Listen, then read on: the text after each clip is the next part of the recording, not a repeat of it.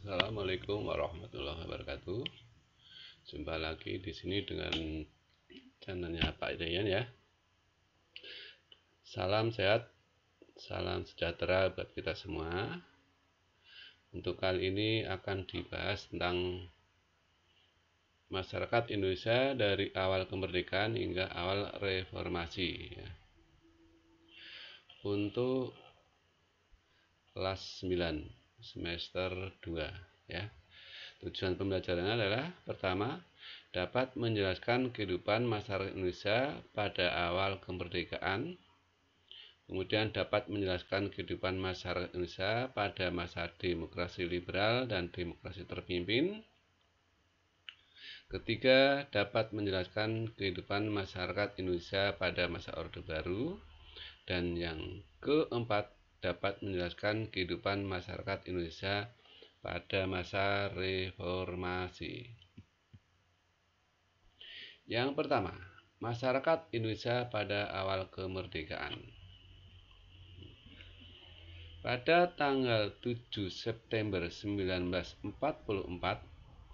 Perdana Menteri Koiso menjanjikan bahwa Hindia Timur atau Indonesia akan diperkenankan merdeka. Maksudnya di sini ya, bahwa Perdana Menteri Koiso ini memberikan janji kemerdekaan bagi Indonesia, di mana janji ini merupakan salah satu upaya untuk menarik hati bangsa Indonesia supaya mau bekerja sama dengan Jepang, di mana nanti Jepang akan menghadapi musuh utamanya yaitu Sekutu. Janji Perdana Menteri Koiso kemudian diikuti dan pengumuman pembentukan Badan Penyelidik Usaha-usaha Persiapan Kemerdekaan Indonesia atau yang dikenal dengan Dokuritsu Zumbi Kosakai yang disingkat dengan BPUPKI pada tanggal 1 April 1945.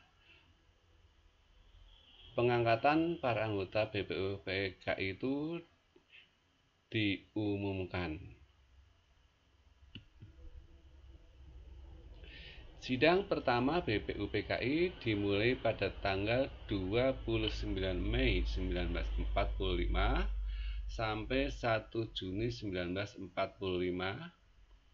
Sedangkan agenda sidangnya yaitu adalah merumuskan dasar falsafah negara Indonesia yang akan dibentuk. Maksudnya di sini nanti dasar negaranya yang dibentuk itu apa? Falsafahnya apa? Dasarnya apa? Kemudian dalam sidang yang kedua, pada tanggal 10 sampai 17 Juli 1945, BPUPKI ini membicarakan rancangan Undang-Undang Dasar atau UUD, termasuk pembukaan Undang-Undang Dasar.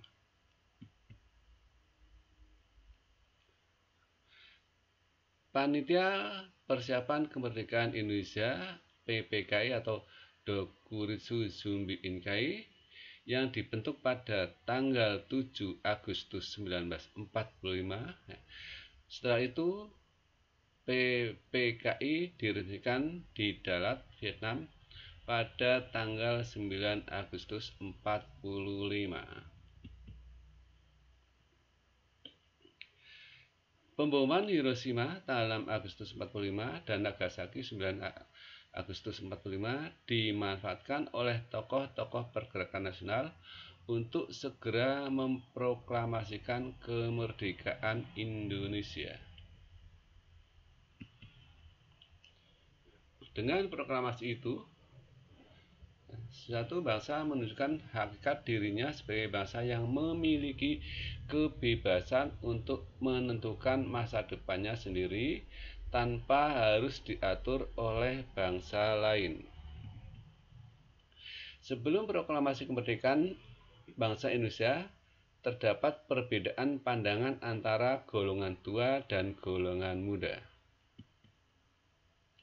Sekelompok pemuda membawa Soekarno dan Hatta, Muhammad Hatta, ke Rengas Dengklok dengan tujuan agar kedua tokoh ini terbebas dari pengaruh Jepang dan golongan tua. Berdasarkan kesepakatan antara golongan tua dan golongan muda, Yusuf Kunto, Ahmad Subarjo, dan Sudiro segera menjemput Soekarno dan Muhammad Hatta pada pukul 17.30 waktu Indonesia Barat di Rengas Dengklok. Kemudian dibawa ke rumah Laksamana Maida. Di rumah Laksamana Maida, mereka mengadakan rapat untuk menyusun teks proklamasi. Hal ini karena rumah itu dianggap tempat yang aman dari tindakan pemerintahan militer Angkatan Darat. Kita tahu bahwa Laksamana Maida ini adalah orang Jepang yang bersimpati terhadap Indonesia, sehingga rumah beliau dijadikan sebagai markas untuk penyusunan teks proklamasi, karena di sini dianggap aman dari gangguan atau dari tindakan pemerintahan militer Angkatan Darat Jepang. Setelah terjadi perumusan naskah proklamasi, kemudian naskah yang telah diketik oleh Sayuti Melik kemudian ditandatangani oleh Soekarno dan Muhammad Hatta. Di kemudian hari, naskah ini dikenal sebagai teks proklamasi yang autentik.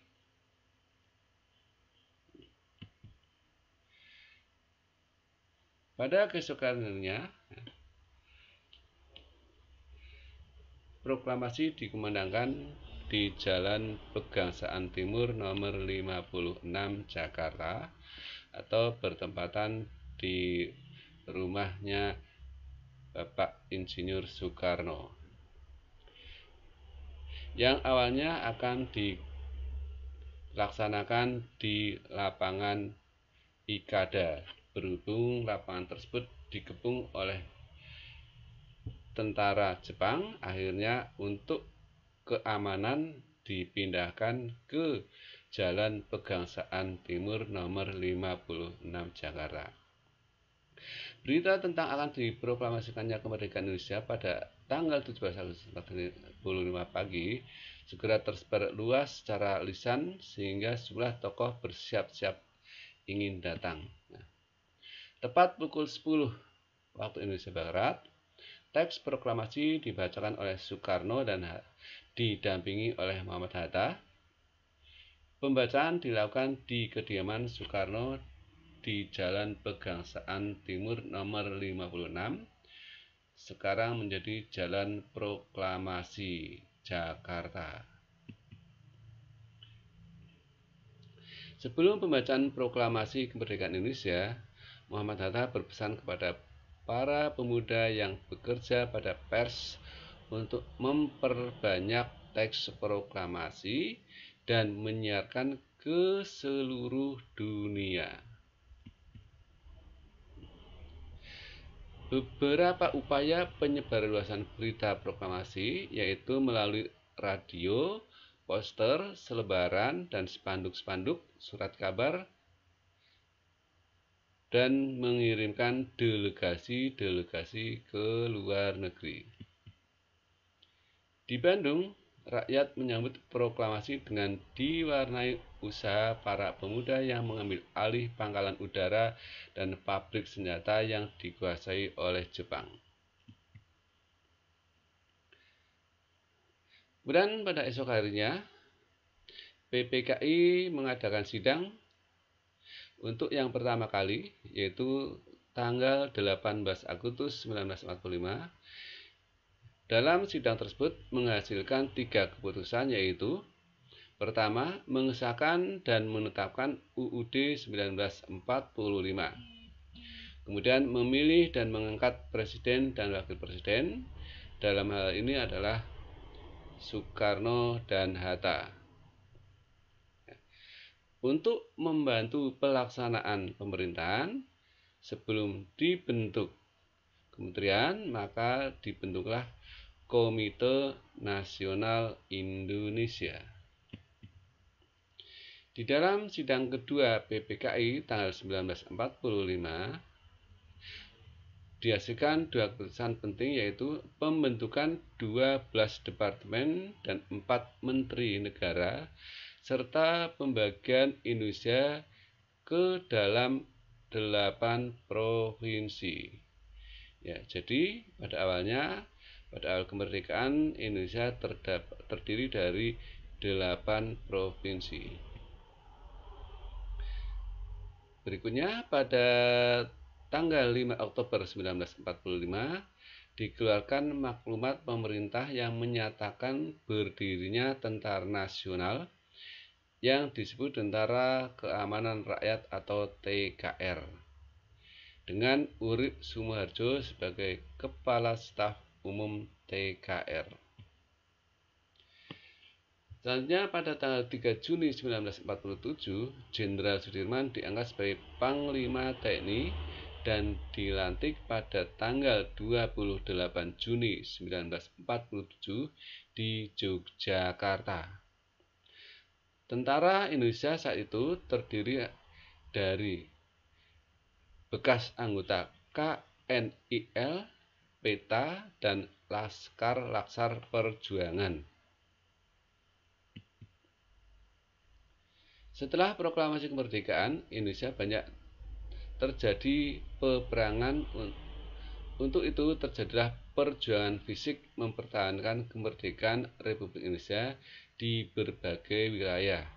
Seperti ada peperangan di Bandung yang dikenal dengan Bandung Lautan Api, pertempuran di Ambarawa, pertempuran di Semarang yang terkenal dengan 5 hari di Semarang, kemudian pertempuran di Surabaya, serangan umum 1 Maret di Yogyakarta, pertempuran di Sumatera, perjuangan bersenjata di Bali, perjuangan bersenjata di Kalimantan, perjuangan bersenjata di Sulawesi, dan beberapa wilayah yang lain atau beberapa daerah yang lain dalam upaya mempertahankan Republik Indonesia yang baru saja diproklamasikan.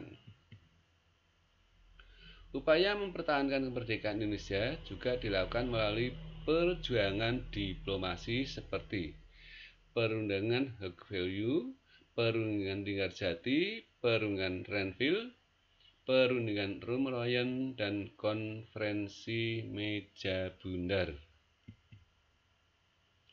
Berdasarkan Konferensi Meja Bundar, terbentuklah Negara Republik Indonesia Serikat (RIS) yang terdiri dari atas 16 negara bagian dengan luas daerah dan jumlah penduduk yang berbeda. Kemudian Indonesia kembali menjadi Negara Kesatuan Republik Indonesia pada tanggal 17 Agustus 1950. Hal ini terjadi karena Republik Indonesia Serikat ini adalah bentukan Belanda, ya, sesuai dengan hasil Konferensi Meja Bundar, karena ada upaya untuk mengadu domba atau memecah belah bangsa Indonesia yang tujuan akhirnya adalah nanti akan dikuasai kembali oleh Belanda. Namun bangsa Indonesia menyadari bahwa RIS ini bukanlah cita-cita bangsa Indonesia, maka mereka berupaya kembali untuk menjadi Negara Kesatuan Republik Indonesia, ya, atau kembali ke Negara Kesatuan Republik Indonesia. Berbagai gangguan keamanan pada awal kemerdekaan seperti pemberontakan PKI di Madiun, pemberontakan DITI di Jawa Barat, Jawa Tengah, kemudian ada pemberontakan APRA, pemberontakan ASIS di Makassar, dan pemberontakan Republik Maluku Selatan. Pada masa awal kemerdekaan, keadaan perekonomian negara sangat kacau. Di Indonesia terjadi inflasi tinggi, ya, atau disebut dengan hiperinflasi, karena adanya peredaran uang Jepang yang tidak terkendali. Selain secara politis dan militer, Belanda juga mengepung Republik Indonesia secara ekonomis dan menutup pintu keluar dan masuk perdagangan Republik Indonesia. Untuk mengatasi kesulitan ekonomi, pemerintah RI melakukan salah satu tindakan, yaitu menjalankan pinjaman nasional melalui persetujuan dari Badan Pekerja KNIP, dan pemerintah RI mengeluarkan uang kertas baru. Kemerdekaan Indonesia membawa pengaruh besar pada kehidupan sosial penduduk Indonesia. Setelah Indonesia merdeka, diskriminasi ras dihapuskan. Semua orang memiliki hak dan kewajiban yang sama. Sebelum kemerdekaan, peluang anak-anak Indonesia mendapatkan pendidikan tidak besar. Namun, pada awal kemerdekaan terdapat sekolah-sekolah rendah, menengah, dan pendidikan tinggi yang didirikan oleh pemerintah dalam upaya untuk meningkatkan pendidikan di Indonesia.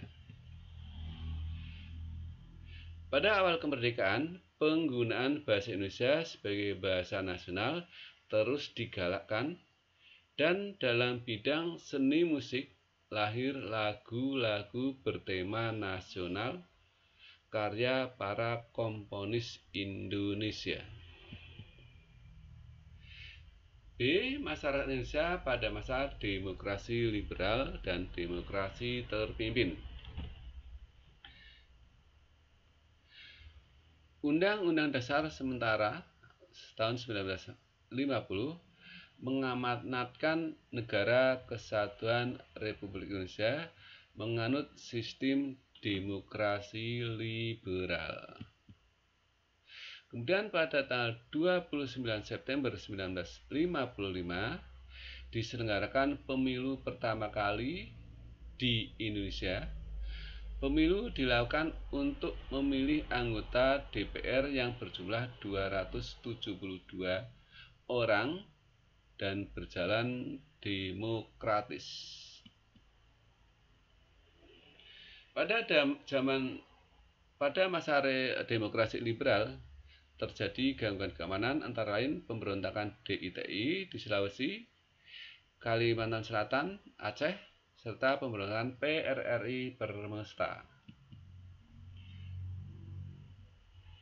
Pada saat ini juga terlaksana Konferensi Asia Afrika yang menjadi awal dari gerakan negara-negara non-blok pada tahun 1960-an, yang di dalamnya Indonesia memiliki peran yang sangat penting. Melalui Konferensi Asia Afrika ini, Indonesia berupaya untuk menyampaikan perlawanan bersama-sama dengan negara Asia Afrika terhadap pemerintahan kolonial.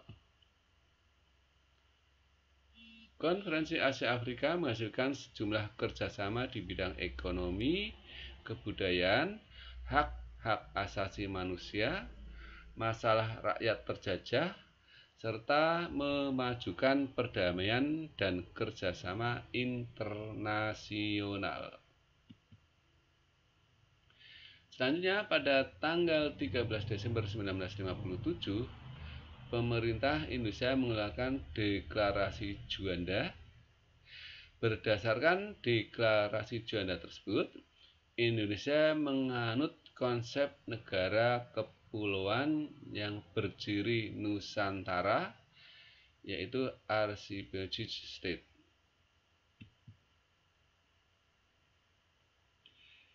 Sesudah pengakuan kedaulatan, kehidupan perekonomian tidak membaik. Perkebunan dan instalasi industri rusak berat, sementara pertambahan penduduk sangat tinggi. Pada masa demokrasi liberal, situasi politik, ekonomi, dan keamanan kurang baik. Akibatnya kesejahteraan penduduk di Indonesia belum terlalu baik dibandingkan pada masa awal kemerdekaan. Untuk mengatasi hal tersebut, kekacauan yang ada di dalam negeri, pada tanggal 5 Juli 1959, Presiden mengeluarkan dekret yang dikenal dengan Dekret Presiden, yang isi pokoknya adalah pembubaran konstituante, berlakunya kembali UUD 1945, dan tidak berlakunya Undang-Undang Dasar sementara tahun 1950. Demokrasi terpimpin berlaku di Indonesia sejak dikeluarkan Dekret Presiden 1959. Dalam sistem ini, kebebasan tetap ada, namun dibatasi dengan alasan kepentingan rakyat dan keselamatan negara. Pada masa demokrasi terpimpin, struktur ekonomi Indonesia cenderung ke sistem etatisme yang menjadikan negara sebagai pusat kekuasaan. Pada masa demokrasi terpimpin, terjadi dinamika politik yang berimbas pada kehidupan masyarakat. Pertentangan antar berbagai kubu politik membuat masyarakat ikut terbelah.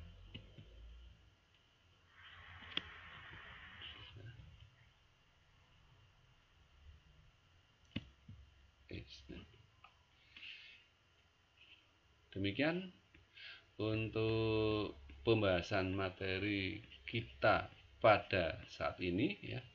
Mudah-mudahan bermanfaat. Ada kekurangannya, mohon maaf. Terima kasih. Wassalamualaikum warahmatullahi wabarakatuh.